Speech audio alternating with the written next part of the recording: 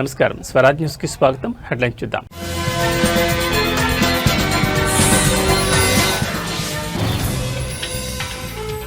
కరూర్ తొక్కిసలాట కేసులో కీలక మలుపు, సిబిఐ విచారణకు సుప్రీం ఆదేశం.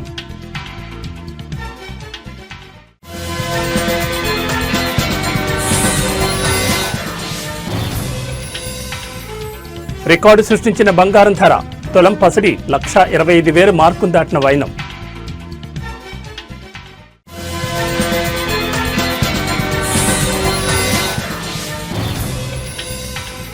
చేవెళ్ల మాజీ ఎమ్మెల్యే కొండా లక్ష్మారెడ్డి కన్నుమూత, కొంతకాలంగా అనారోగ్య సమస్యలతో బాధపడుతున్న లక్ష్మారెడ్డి.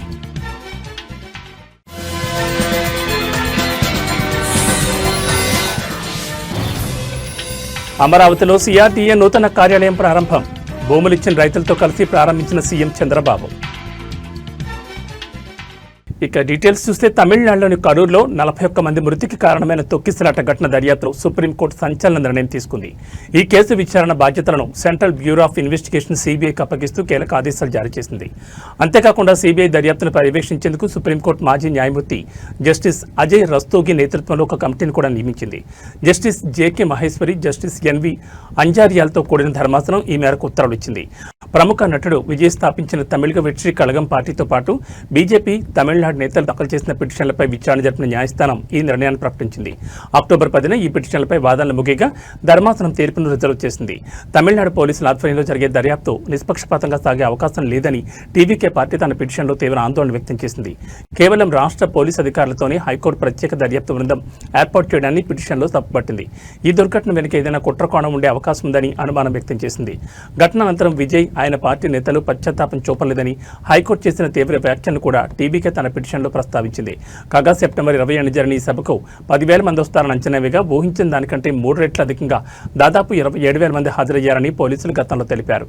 నటుడు విజయ్ సభా ప్రాంగణానికి 7 గంటలు ఆలస్యంగా చేరుకోవడమే ఈ విషాదానికి ఒక కారణమని వారు పేర్కొన్నారు.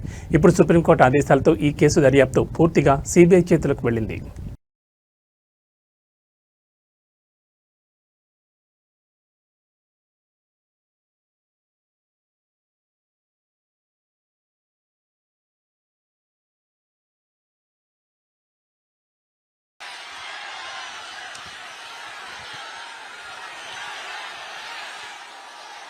கரூர்ல விமான நிலையம் வந்தா போறீங்களா சார்? போயிடுங்க. அதான் கேட்டேன், அப்பவே கேட்டேன், போயிடுங்க நண்பா, கொஞ்சம் வழி விட்டுருங்க. బంగారం ధరలు కొనుగోలుదారులకు చుక్కలు చూపిస్తూ సరికొత్త గరిష్టాలకు చేరుకున్నాయి. గతంలో ఎన్నడూ లేని విధంగా 10 గ్రాముల బంగారం ధర ఏకంగా 1,25,000 రూపాయల మైలురాయిని దాటి ఆల్ టైమ్ రికార్డు సృష్టించింది. గత 10 రోజులుగా పెరుగుతూ వస్తున్న పసిడి ధర సోమవారం కూడా అదే జోరును కొనసాగించింది. బంగారంతో పాటు వెండి ధరలు కూడా పరుగులు పెట్టడం మార్కెట్లో కలకలం రేపుతోంది. బులియన్ మార్కెట్ వివరాల ప్రకారం సోమవారం 24 క్యారెట్ల 10 గ్రాముల బంగారం ధర 320 రూపాయలు పెరిగి తుది ధర 1,25,400కు చేరింది. అదేవిధంగా 22 క్యారెట్ల పసిడిపై 300 రూపాయలు పెరగడంతో దాని ధర 1,14,950గా నమోదైంది. ఆంధ్రప్రదేశ్, తెలంగాణలో కూడా ఇవే ధరలు అమలవుతున్నాయి. మరోవైపు వెండి ధర కూడా భారీగా పెరిగింది. ఒక్కరోజే కిలో వెండిపై ఏకంగా 5,000 పెరగడంతో తెలుగు రాష్ట్రాల్లో దాని ధర 1,95,000కు చేరింది. పండుగలు, శుభకార్యాలతో సంబంధం లేకుండా ధరలు వరుసగా పెరుగుతుండడం ఆందోళన కలిగిస్తోంది. ప్రస్తుత మార్కెట్ ధరలను బట్టి చూస్తే సమీప భవిష్యత్తులో బంగారం, వెండి ధరలు మరింత పెరిగే అవకాశం ఉందని మార్కెట్ నిపుణులు అంచనా వేస్తున్నారు.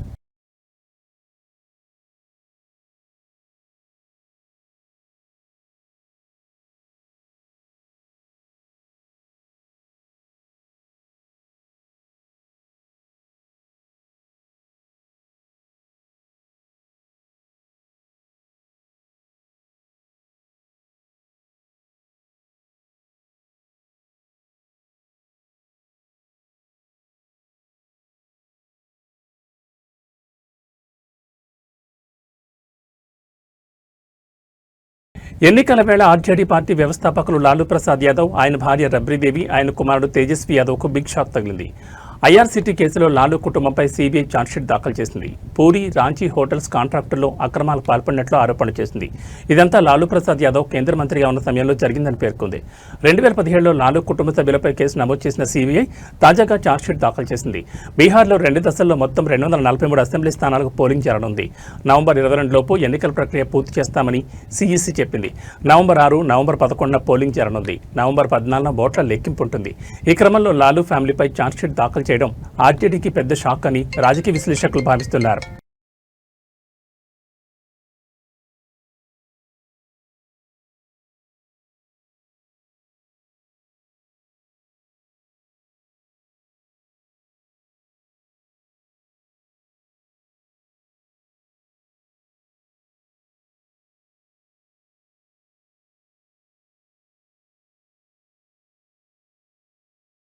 కాంగ్రెస్ పార్టీ సీనియర్ నేత చేవెళ్ల మాజీ శాసనసభ్యుడు కొండా లక్ష్మారెడ్డి ఈ ఉదయం కన్నుమూశారు. గత కొంతకాలంగా అనారోగ్య సమస్యలతో బాధపడుతున్న ఆయన హైదరాబాద్లోని హైదర్గూడ అపోలో ఆసుపత్రిలో చికిత్స పొందుతున్నారు.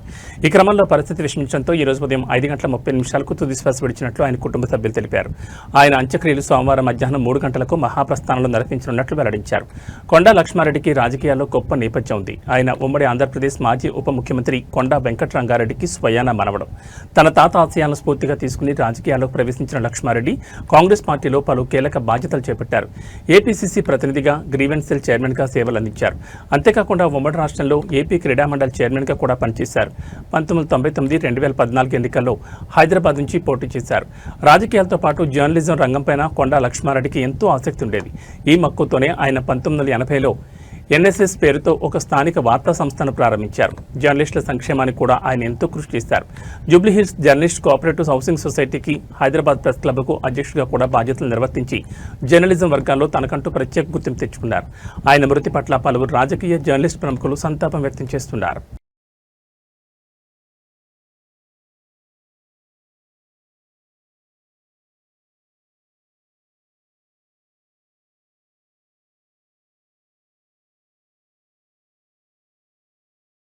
దేశంలోని 4 రాష్ట్రాల్లో ఖాళీగా ఉన్న 5 అసెంబ్లీ నియోజకవర్గాలకు ఉప ఎన్నికల నగారా మోగింది. భారత ఎన్నికల సంఘం ఇవాళ ఈ మేరకు నోటిఫికేషన్లు విడుదల చేసింది. నవంబర్ 11న పోలింగ్ నిర్వహించి నవంబర్ 14న ఓట్ల లెక్కింపు చేపట్టనున్నట్లు స్పష్టం చేసింది. రాజస్థాన్, పంజాబ్, ఒడిశా రాష్ట్రాల్లో ఒక్కో స్థానానికి, జమ్మూ కాశ్మీర్లో 2 స్థానాలకు ఈ ఉప ఎన్నికలు జరగనున్నాయి. రాజస్థాన్లోని అంటా నియోజకవర్గ ఎమ్మెల్యే కన్నర్ లాల్ మీనాపై 20 ఏళ్ల నాటి క్రిమినల్ కేసులో కోర్టు తీర్పు కారణంగా అనర్హత వేటుపడింది. ఈ ఏడాది మే 23న స్పీకర్ వాసుదేవ్ దేవనాని ఆయన సభ్యత్వాన్ని రద్దు చేయడంతో ఆ స్థానం ఖాళీ అయింది. ఇక్కడ అక్టోబర్ 21 నుంచి నామినేషన్ ప్రక్రియ ప్రారంభం కానుంది. ఇక ఒడిశాలోని నువాపడ బీజేడీ ఎమ్మెల్యే రాజేంద్ర ధోలాకియా, పంజాబ్లోని తర్న్ తారన్ ఆప్ ఎమ్మెల్యే కశ్మీర్ సింగ్ సోహాల్ మరణించడంతో ఆ స్థానాలకు ఉప ఎన్నికలు అనివార్యమయ్యాయి. రాజేంద్ర ధోలాకియా సెప్టెంబర్ 8న చెన్నైలో చికిత్స పొందుతూ కన్నుమూశారు. ఈ 2 రాష్ట్రాల్లో నామినేషన్ ప్రక్రియ అక్టోబర్ 20-21 తేదీల్లో మొదలవుతుంది. వీటితో పాటు జమ్మూ కాశ్మీర్లోని నాగ్రోటా, బుద్గామ్ అసెంబ్లీ నియోజకవర్గాలు కూడా ఉప ఎన్నికల షెడ్యూల్ను ఈసీఐ ప్రకటించింది. అన్ని నియోజకవర్గాల్లోనూ నామినేషన్ల పరిశీలన, ఉపసంహరణ ప్రక్రియలను అక్టోబర్ చివరి వారం నాటికి పూర్తి చేసి నవంబర్ 11న ఉదయం 7 గంటల నుంచి సాయంత్రం 6 గంటల వరకు పోలింగ్ నిర్వహించనున్నట్లు అధికారులు తెలిపారు. ఈసీఐ ప్రకటనతో ఈ 5 నియోజకవర్గాల్లో ఎన్నికల కోడ్ తక్షణమే అమల్లోకి వచ్చింది.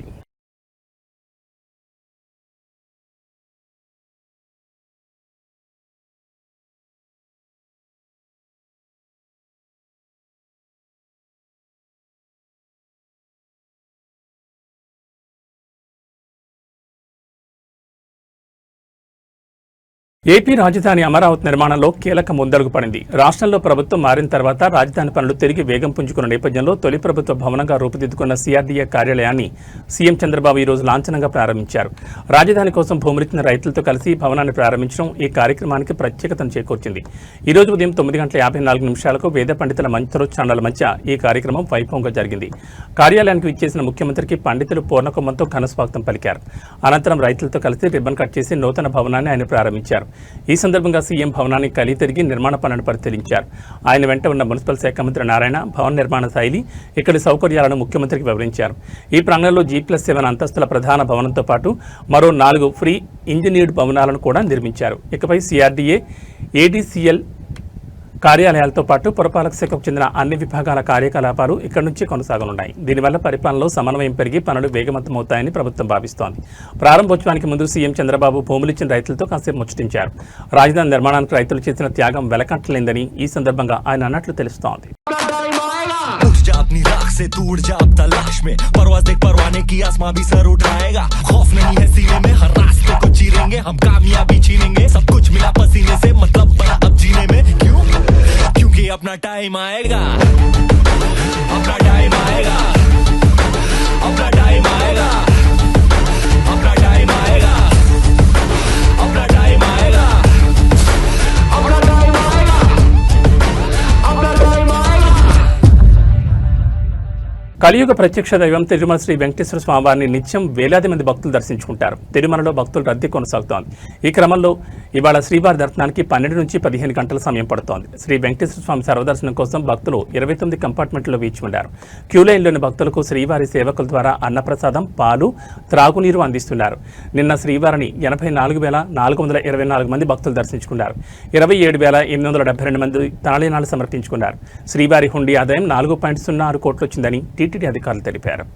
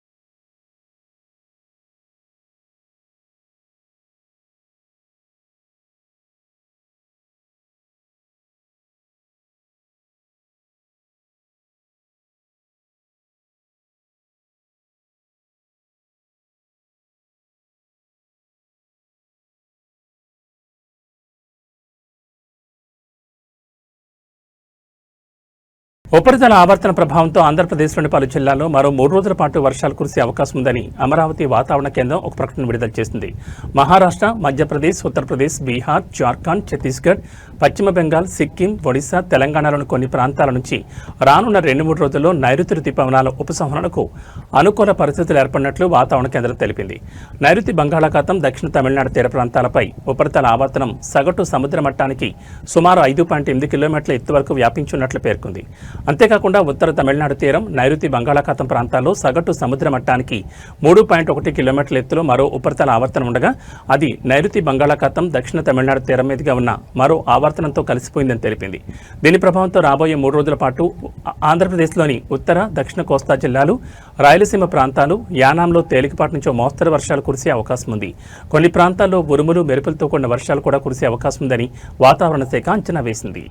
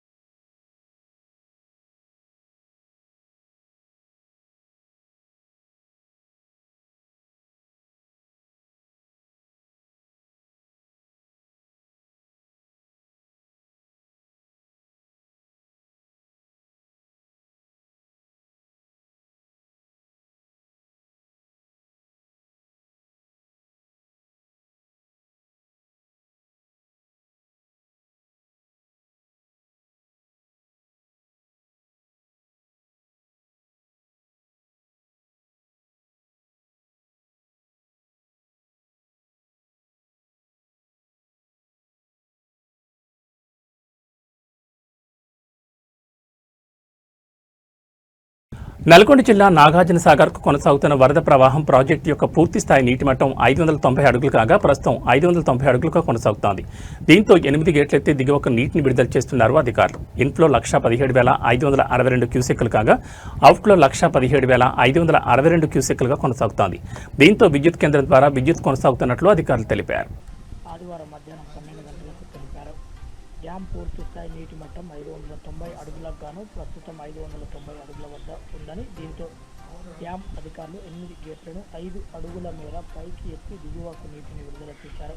ప్రస్తుతం ఇన్ఫ్లో 1,17,562 క్యూసెక్కులు కాగా అవుట్ఫ్లో 1,17,562 క్యూసెక్కులుగా ఉందన్నారు. జల విద్యుత్ కేంద్రంలో విద్యుత్ ఉత్పత్తి కొనసాగుతున్నట్లు తెలిపారు. నల్లగొండ జిల్లా నాగార్జున సాగర్ ప్రాజెక్టుకు వరద ప్రవాహం కొనసాగుతున్నట్లు ప్రాజెక్టు అధికారులు ఆదివారం మధ్యాహ్నం 12 గంటలకు తెలిపారు. డ్యాం పూర్తి స్థాయి నీటి మట్టం 590 అడుగులకు గాను ప్రస్తుతం 590 అడుగుల వద్ద ఉందని, దీంతో డ్యాం అధికారులు 8 గేట్లను 5 అడుగుల మేర పైకి ఎత్తి దిగువకు నీటిని విడుదల చేశారు. ప్రస్తుతం ఇన్ఫ్లో 1,17,562 క్యూసెక్కులు కాగా అవుట్ఫ్లో 1,17,562 క్యూసెక్కులుగా ఉందన్నారు. జల విద్యుత్ కేంద్రంలో విద్యుత్ ఉత్పత్తి కొనసాగుతున్నట్లు తెలిపారు. నల్లగొండ జిల్లా నాగార్జున సాగర్ ప్రాజెక్టుకు వరద ప్రవాహం కొనసాగుతున్నట్లు ప్రాజెక్టు అధికారులు జూబ్లీహిల్స్ అసెంబ్లీ నియోజకవర్గంలో రాజకీయ వేడి మొదలైంది. ఉప ఎన్నికకు కేంద్ర ఎన్నికల సంఘం నోటిఫికేషన్ జారీ చేయడంతో ప్రధాన పార్టీలు అస్త్రశస్త్రాలు సిద్ధం చేసుకుంటున్నాయి. నేటి నుంచి నామినేషన్ల స్వీకరణ ప్రక్రియ ప్రారంభం కావడంతో ఎన్నికల హడావుడి అధికారికంగా మొదలైంది. ఎన్నికల షెడ్యూల్ ప్రకారం 13 నుంచి 21 తేదీ వరకు అభ్యర్థులు తమ నామినేషన్లు దాఖలు చేయొచ్చు. 22న నామినేషన్ల పరిశీలన ఉంటుంది. నామినేషన్ల ఉపసంహరణకు అక్టోబర్ 24 తేదీన చివరి అడుగుగా నిర్ణయించారు. నవంబర్ 11న పోలింగ్ నిర్వహించి 14వ తేదీన ఓట్ల లెక్కింపు చేపడతారు. నవంబర్ 16 నాటికి ఎన్నికల ప్రక్రియ మొత్తం ముగుస్తుందని అధికారులు తెలిపారు. ఈ ఉప ఎన్నికకు సంబంధించి షేక్పేట ఎంఆర్ఓ కార్యాలయంలో నామినేషన్ల స్వీకరణకు అన్ని ఏర్పాట్లు పూర్తి చేశారు. జిల్లా ఎన్నికల అధికారి జీహెచ్ఎంసీ కమిషనర్ ఆర్వి కర్ణన్ స్వయంగా ఏర్పాట్లను పరిశీలించారు. ఎన్నికల సంఘం నిబంధనలకు అనుగుణంగా ప్రక్రియను సజావుగా నిర్వహించాలని రిటర్నింగ్ అధికారి సాయిరాంకు ఆయన సూచనలు చేశారు. అభ్యర్థుల సౌలభ్యం కోసం సువిధ పోర్టల్ ద్వారా ఆన్లైన్లో నామినేషన్ పత్రాలు నింపే అవకాశం కల్పించారు. అయితే ఆన్లైన్లో వివరాలు నమోదు చేసినప్పటికీ అభ్యర్థి తప్పనిసరిగా రిటర్నింగ్ అధికారి ముందు స్వయంగా హాజరై సంతకం చేసి ప్రమాణం చేయాల్సి ఉంటుంది. ఇక ప్రధాన పార్టీల అభ్యర్థుల విషయానికి వస్తే బీఆర్ఎస్ తరఫున మాజీ ఎమ్మెల్యే మాగంటి గోపీనాథ్ సతీమణి మాగంటి సునీత గోపీనాథ్ బరిలో నిలిచారు. కాంగ్రెస్ పార్టీ నుంచి నవీన్ యాదవ్ పోటీ చేయనున్నారు. భారతీయ జనతా పార్టీ తమ అభ్యర్థిని 1-2 రోజుల్లో ప్రకటించే అవకాశం ఉంది. దీంతో జూబ్లీహిల్స్లో త్రిముఖ పోటీ తప్పదని రాజకీయ విశ్లేషకులు భావిస్తున్నారు. ఈ నెల 22 నామినేషన్లను పరిశీలిస్తారు. నవంబర్ 11 పోలింగ్ నిర్వహించి 14న కౌంటింగ్ చేస్తారు. షేక్పేట తహసీల్దార్ కార్యాలయంలో నామినేషన్లు స్వీకరిస్తారు రిటర్నింగ్ ఆఫీసర్. జూబ్లీహిల్స్ నియోజకవర్గంలో మొత్తం 3,98,982 మంది ఓటర్లున్నారు. ఇందులో 2,07,367 మంది పురుష ఓటర్లు కాగా 191,590 మంది మహిళా ఓటర్లు. జూబ్లీహిల్స్ ఉప ఎన్నిక ప్రధాన పార్టీలకు ప్రతిష్టాత్మకంగా మారడంతో పోటీ రసవత్తరంగా ఉండబోతోంది.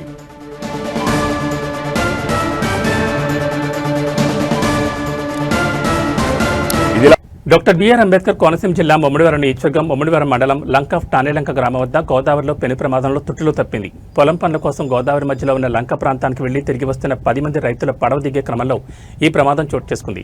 రైతులు ఒడ్డుకు చేరి పడవ దిగుతుండగా ఒక్కసారిగా నది ఒడ్డు విరిగిపడి పడవపై కూలింది. విరిగిపడిన ఒడ్డుతో పాటు సీసీ రోడ్డు కూడా పడవపై పడడంతో పడవ క్షణాల్లో గోదావరిలో మునిగిపోయింది. అయితే అప్రమత్తమైన పడవలోని 10 మంది రైతులు వెంటనే గోదావరిలోకి దూకి ఈదుకుంటూ సురక్షితంగా ఒడ్డుకు చేరుకున్నారు.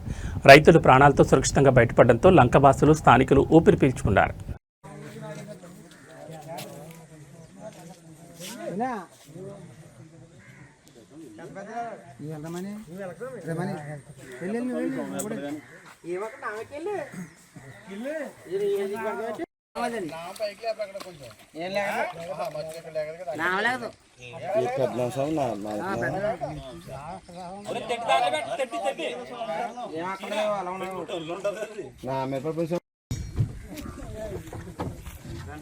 ఎక్కడ నావెక్కించామా ఇద్దరు ఎక్కండి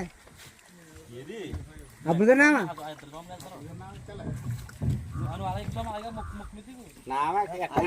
ఎక్కమంటే ఎక్కండి దాని మీద ఎక్కండి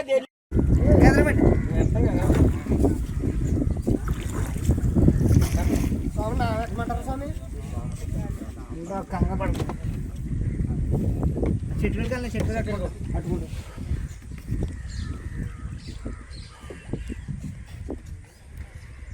కర్రలతో ఏమన్నా కర్రలు అడిపోతున్నాయి చేతుల్లో కర్రలు కర్రలు రైతులు ఉంటాం పర్లేదు కర్ర రైతులు కదా ఇదిపోద్ది కింద హిందూపురం నియోజకవర్గ వ్యాప్తంగా అనారోగ్యంతో బాధపడుతూ ఆసుపత్రిలో చికిత్స చేయించుకున్న లబ్ధారులకు ముఖ్యమంత్రి సహాయ నిధి నుంచి ఆర్థిక తోడ్పాటు అందింది. హిందూపురం ఎమ్మెల్యే నందమూరి బాలకృష్ణ ఆదివారం 69 మంది లబ్ధారులకు మొత్తం 45 లక్షల విలువైన చెక్కులను పంపిణీ చేశారు. ఈ సందర్భంగా ఎమ్మెల్యే బాలకృష్ణ మాట్లాడుతూ అనారోగ్య సమస్యలతో ఆసుపత్రిలో చికిత్స చేయించుకున్న వారికి అయిన ఖర్చులో 70% వరకు ప్రభుత్వం సీఎం సహాయ నిధి కింద నిధులు మంజూరు చేసి ఎన్నో కుటుంబాలకు తోడ్పాటునిస్తుందని లబ్ధారులకు వివరించారు.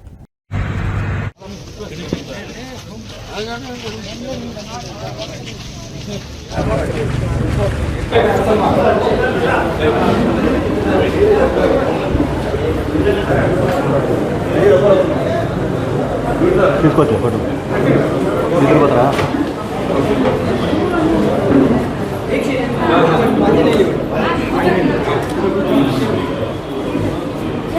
రామంజనేయులు ఓకే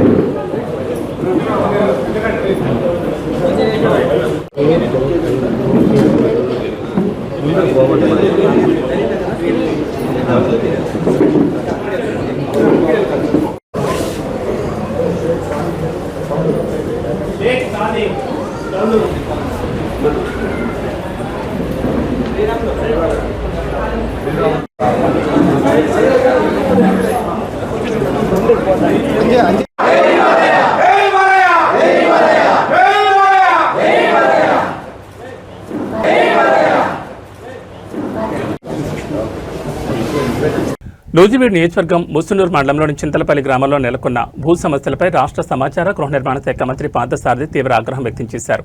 ఆదివారం గ్రామంలో పర్యటించిన మంత్రి సమస్యలను తక్షణం పరిష్కరించాలని అధికారులను ఆదేశించారు. ఈ సందర్భంగా గ్రామ రైతులు తమ భూముల ఆన్లైన్ నమోదు కావడం లేదని మంత్రికి ఫిర్యాదు చేశారు. భూ సమస్యల విషయంలో విలేజ్ రెవెన్యూ ఆఫీసర్ నిర్లక్ష్యంగా వ్యవహరిస్తున్నారని ఆరోపించారు.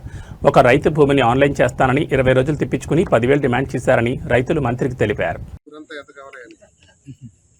ఒక్కొక్కడు ఎందుకు మళ్ళీ ఎందుకు మరి రేపు ఎలక్షన్స్ వస్తున్నాయి. ఊరంతా కలిపి 1 లక్ష రూపాయలు లేదా 5 లక్షలు ఇవ్వాలంటే మాట్లాడి వాళ్ళు ఎలక్షన్లు పెట్టి ఇప్పుడు పెడితే పెడతాం. రేపటి ఇంకా ఒక 4 రోజుల లోపల ఇక్కడ ఆన్లైన్ అప్లికేషన్ పెండింగ్ ఉన్నాయంటే నీ మీద యాక్షన్ తీసుకోవాలి. నువ్వు ఇంటింటికి తిరుగుతావో లేకపోతే బోర్డు పెడతావో లేదా టర్మ్ కేపిస్తావో ఆన్లైన్ చేయించుకోవాల్సిన వాళ్ళ అన్ని అప్లికేషన్లు దయచేసి విఆర్ఓ ఆఫీస్లో సబ్మిట్ చేయగలరు. ఓకే, సబ్మిట్ చేసిన తర్వాత నీ బాధ్యత ఎంఆర్ఓ లాగిన్కి పంపించడం. పంపించిన తర్వాత ఎంఆర్ఓ గారి దగ్గర కూర్చోం. ఏమన్నా మా ఊరి ఆన్లైన్ ఉన్నాయి, ఒక రైతులు గొడవ చేస్తున్నారని చెప్పేసి చేయించుకో పని. లేకపోతే మా దృష్టికి తీసుకురా. అంతేగాని నువ్వు ఎక్కడో కూర్చుని తప్పించిన దానికి కాదు. నువ్వు ఇక్కడ విఆర్ఓ అర్థమైందా? ఇంకేమన్నాయి విఆర్ఓ సమస్యలు? చెప్పారు కానీ అందరూ చేయించుకుంటారు కానీ మీరు చెప్పారు. ఇప్పుడు నేను చెప్పి వెళ్తున్నాను. మళ్ళీ నేను చెప్పినది ఇవన్నీ మామూలు అంటే మాత్రం నా సంగతి తెలియదు. అందరికీ అయ్యేటట్టు చేసుకోవాలి. మామూలు ఇవన్నీ ఎట్టగా చెప్తారులే ఎమ్మెల్యేలు మినిస్టర్లు అని చెప్పేసి కనుక ఇది దాటేసావా జాగ్రత్త. నువ్వు రేపు టర్మ్ కేపించు. ఆ నోషనల్ చూసావా? నీ లాగిన్లో 100 ఉన్నాయి, 200 ఉన్నాయి నోషన్. నీకు సంబంధం లేదు, నీకు అప్రూవ్ చేసే అధికారం లేదు. కానీ నీ దగ్గర నుంచి వెళ్తేనే నీ లాగిన్లో నుంచి ఎంఆర్ఓకి, ఎంఆర్ఓ నుంచి సబ్ కలెక్టర్ జాయింట్ కలెక్టర్కి వెళ్తే జాయింట్ కలెక్టర్ క్లియర్ చేస్తుంది. జాయింట్ కలెక్టర్ దగ్గర క్లియర్ చేయించుకునే బాధ్యత నాది. అవే చేయాలి, జాయింట్ కలెక్టర్ చేయాలి. ఒకవేళ లేట్ అయితే నేను మాట్లాడుకుంటా అక్కడ. అంతేగా నువ్వేం పంపించుకోకుండా నేషనల్ టు రెగ్యులర్ చేయొద్దన్నారని నువ్వేదో వీళ్ళందరికీ అమాయకులు చెప్తే కుదరదు. తర్వాత ఈ గొర్రెల దారి ఏదో చూసావా? నాకు 2-3 రోజుల్లో ఎవరైనా సరే అవతల పెద్దోడు కానీ చిన్నోడు కానీ దాన్ని దారి ఇచ్చిన తర్వాత నాతో మాట్లాడాలి. నువ్వు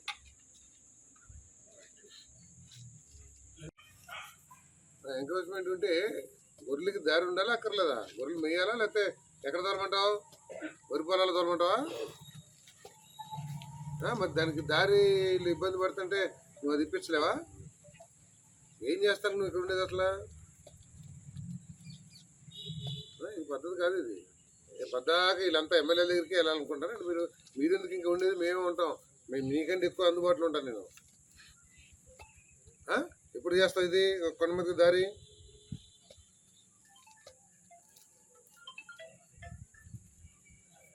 నీ పవర్ ఏంటయ్యా? నీ పవర్ ఏంటి అట్లా? అంటే భూములు కాపాడే పవర్ నీది కదా, అది కాదా? మరి ఏంటి ఆర్ఎన్ తీసుకొస్తాను లేకపోతే ఏం చేస్తాను? నీకేమన్నా లావాదేవీలు ఉన్నాయేంటి? ఆర్ఎన్ తీసుకొస్తాను ముందు నీ లెవెల్లో చేయకోకుండా. ఒక 4 రోజుల్లో గొర్రెలు పైకి వెళ్ళే మార్గం లేకపోతే నీ మీద యాక్షన్ తీసుకోవాల్సి వస్తుంది. గ్యారంటీ కరెక్ట్గా చెప్పి. తర్వాత భూమి లేదో ఈ చేయాలంట కదా, ఆన్లైన్లో ఎన్ని ఉంటాయి అసలు? ఆన్లైన్ అప్లికేషన్స్ ఉన్నాయి మీ దగ్గర? ఎన్ని ఉన్నాయి అప్లికేషన్స్? ఎన్ని ఉన్నాయి?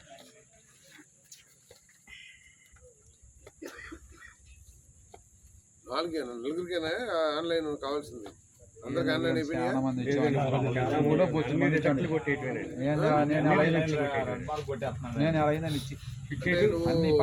లెవెల్లో రెడ్ మార్క్ కొడతావా, లేకపోతే ఎంఆర్ఓకి ఆర్డీఓకి వెళ్తే రెడ్ మార్క్ వస్తుందా? మరి రిజెక్ట్ ఎవరు కొడుతున్నారు?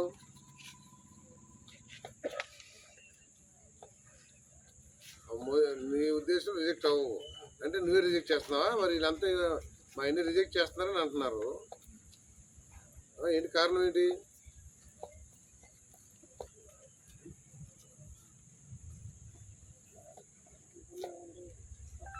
హలో,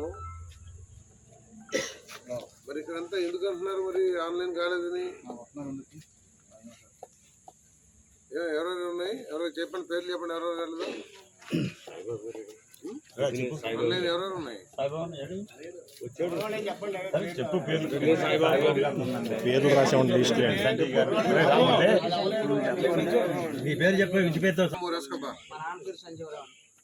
పిల్లి Ramu son of Sanjayarao. Survey number ఎంత తెలుసా? 222/17. ఇతనికి ఆన్లైన్ ఎందుకు ఎక్కట్లేదు నాకు చెప్పాలి, రేపు కల్లా చెప్పాలి. నీకు తెలిసిపోతుందా ఆన్లైన్ ఎందుకు ఎక్కట్లేదు, ఎందుకు ఎక్కింది, ఎక్కే అవకాశం ఉందా లేదా చెప్పగలవా? మీరు రిటైర్ ఇచ్చే నేను డీడీఆర్సీలో గట్టిగా మాట్లాడితే రేపు ముక్కలు పాడు వెళ్ళేసి మీ సబ్ కలెక్టర్ గారు ఎన్నికల నెంబర్ ఇచ్చేస్తారా? మెదక్ జిల్లా కొల్చార మండలం రంగంపేటలోని ప్రాథమిక ఆరోగ్య కేంద్రాన్ని కలెక్టర్ ఈరోజు ఆకస్మికంగా తనిఖీ చేశారు. ఆకస్మిక తనిఖీల్లో భాగంగా కలెక్టర్ ఆసుపత్రిలోని రికార్డులు, మౌలిక సదుపాయాలు క్షుణ్ణంగా పరిశీలించారు. ఓపీ రిజిస్టర్, రోగుల వివరాలు మరియు వారికి అందిస్తున్న చికిత్సను తనిఖీ చేశారు. సిబ్బంది హాజరు పట్టిక, సిబ్బంది సమయపాలన, పూర్తి హాజరును నిర్ధారించుకున్నారు. మందుల స్టాక్ రిజిస్టర్, ఆసుపత్రిలో మందుల నిల్వలు, వాటి సరఫరా గురించి అడిగి తెలుసుకున్నారు. ఆసుపత్రి పరిసరాలు, ఆసుపత్రి లోపల బయట పరిశుభ్రతను పరిశీలించారు. సీజనల్ వ్యాధుల కేసులు ఏమైనా ఉన్నాయా, వాటికి సంబంధించిన మందులు అందుబాటులో ఉన్నాయని ఆరా తీశారు.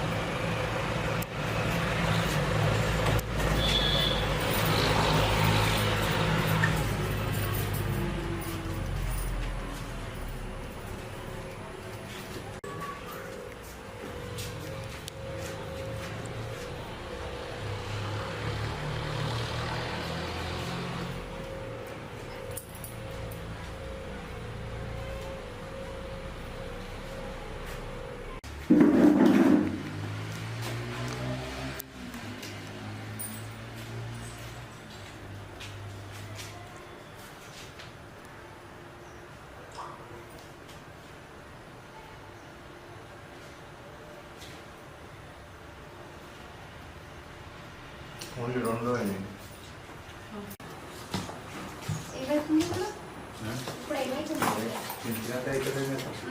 కాళ్ళు నడుము బాగా వస్తుంది. ఈ నాలుక తినేస్తుంది.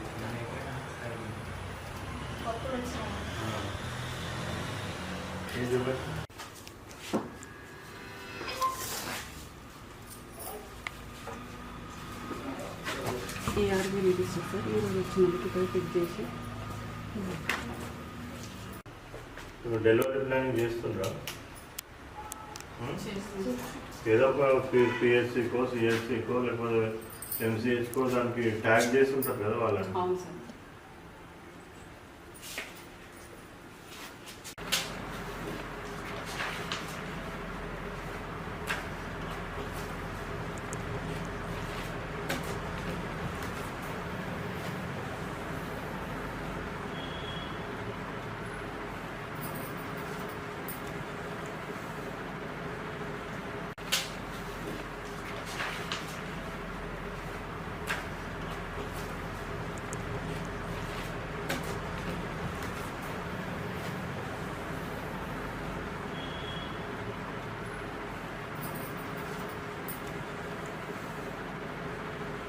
ఏబీ బులెటిన్ విశేషాలు మరో బులెటిన్లో మళ్ళీ కలుసుకుందాం. నమస్కారం.